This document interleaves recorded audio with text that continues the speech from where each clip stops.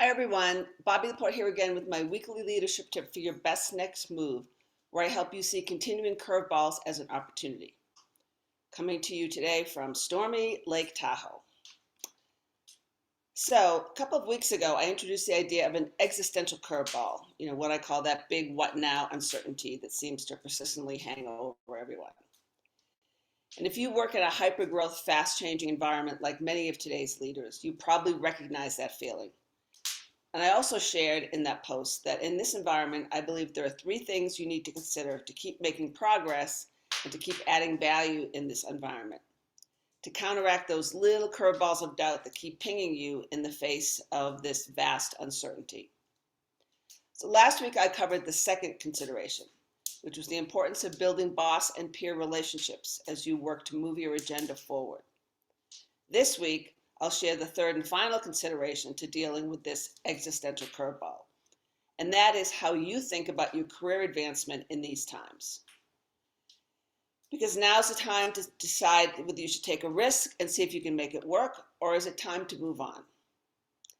And look, there's no doubt that for today's leaders who are moving up in the organization, one that's scaling and that's growing quickly during these uncertain times, that the path forward is never clear. And process, structure, other people's agendas, all the ensuing inertia that surrounds that seems to get in the way of progress. And that's frustrating for many leaders. So it's important to take the time to be intentional about how you think about this, to determine whether you should go or whether you should stay. So here's my final tip on this topic. A few questions that you might want to consider. Number one, what aspects of your work do you most enjoy? I know that probably seems sort of basic and straightforward, but I don't think many of us ask that question of ourselves on a regular basis. And what are the things that you don't enjoy doing? So I'm not talking about the administrative part of your jobs, because there's all of us have parts of our jobs that we don't like to do.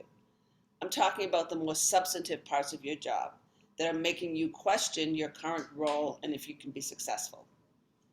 And then the third question is, how can you bring more of the things that you like to do into your work? Try to consider this environment that you're in, which I know is challenging, as a lab where you can observe how you might potentially respond differently to these challenges. What can you learn right now that might make the next go around easier? And how can you find ways to bring your special talents to bear so you can get more satisfaction from your work? That may be the difference between you deciding that you stay or that you go. So that's my final tip for this topic and my tip for this week. And if you'd like more help on using your personal agency to make uncertainty a part of your success strategy in 2022, check out my new book, When the Curveballs Keep Coming, A Leadership Playbook for an Uncertain World, and my new online course, Leading Through Uncertainty. All right, everyone. I hope you have a warm, dry, safe week. I'll see you next Monday. All right, take care.